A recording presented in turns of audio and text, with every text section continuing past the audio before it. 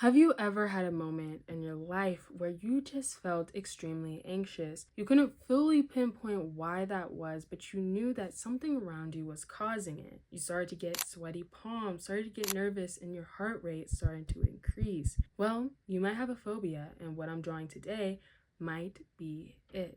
Hello, my name is Kendall. Welcome back to another video. And if you're new here, hello, my name is Kendall. So welcome back. I'm so happy to have you here. Thank you for clicking on today's video. I really hope you enjoy it. What I'm drawing today is going to be something completely different than what I've ever drawn before, and that is a phobia. This phobia is pretty rare, but there's a likelihood that you might have heard it before. I'm not trying to spoil too much before getting into the, what word am I trying to find? The meat and beans of what's going on here in this video. And if you do end up enjoying this video, please make sure to subscribe to become a part of our growing art family.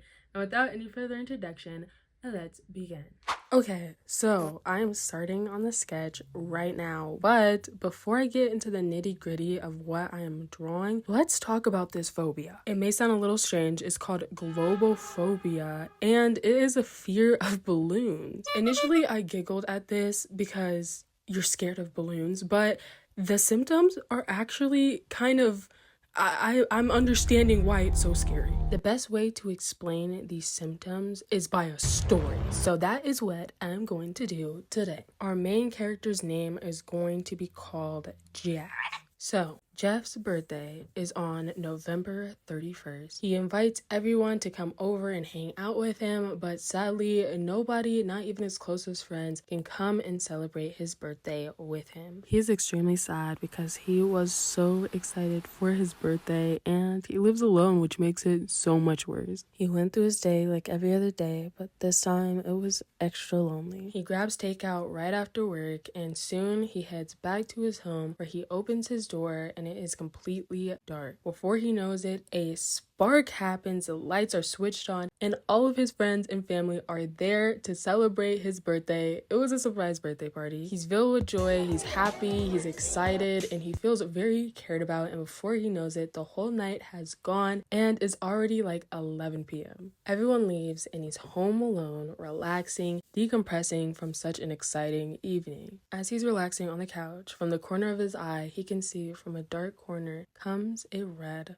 balloon. It's just hovering, floating closer and closer to him. It becomes completely silent. He blurs out the sound from the TV, and all he can do is focus on this balloon. His heart starts to beat rapidly. He feels himself starting to sweat as he looks down at his palms and they're all glossy. His breath becomes quick-paced and shortened, and his breathing becomes difficult. If someone would have looked at him, they would have had no idea what was going on as there was terror in his eyes and his skin went pale. Mentally, he has flashbacks of everything that happened in the past that caused this extreme fear of balloons. He starts to be overwhelmed with panic and fear. He can no longer concentrate, and all reason leaves him as he just focuses on this balloon. And all of a sudden there's a knock at the door. One of his close family members comes in as they had previously left their phone there. She sees him in this pit of sweat, pale and panicky, and she asks him what's going on frantically, and he explains that he has globophobia. She gets rid of the balloon and any others that she can find around the house and calms him down and stays with him for a little while.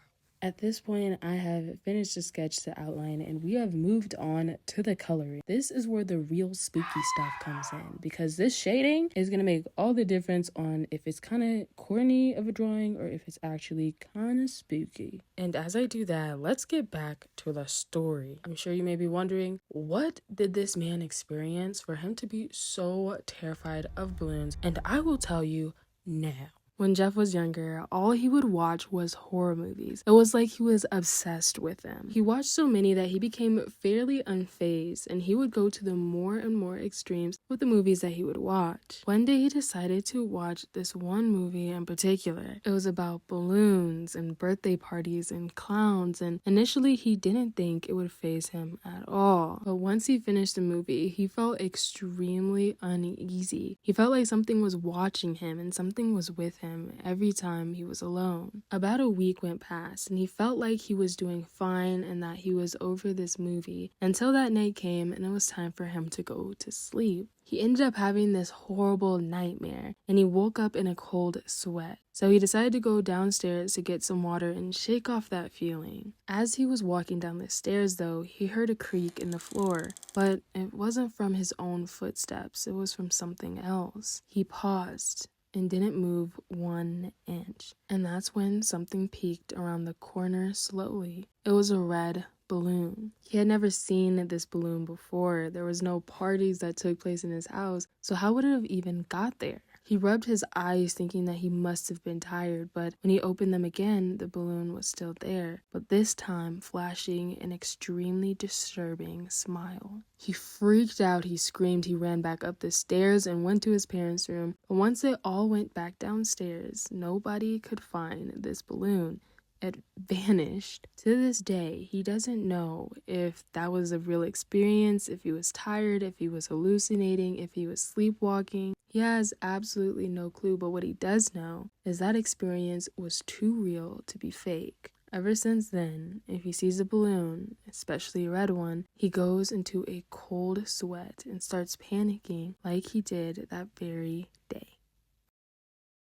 I hope you enjoyed today's video. That was actually a really fun drawing to make. I don't make mini creepy stuff because I have a lot of nightmares, and I'm debating on if I should draw my nightmares. Leave a comment down below if you think I should do that. But honestly, I really like it. It's kind of creepy while at the same time not being like ultra realistic, you know what I mean? It just has enough of the cartoony look while still having enough of a creepy feel where you can imagine how something like this could be scary. If you have any phobias you would like me to draw, please leave that down in the comments below. And again, if you do end up enjoying, please make sure to like and subscribe to become a part of our growing art family. And I will see you in the next one. Bye!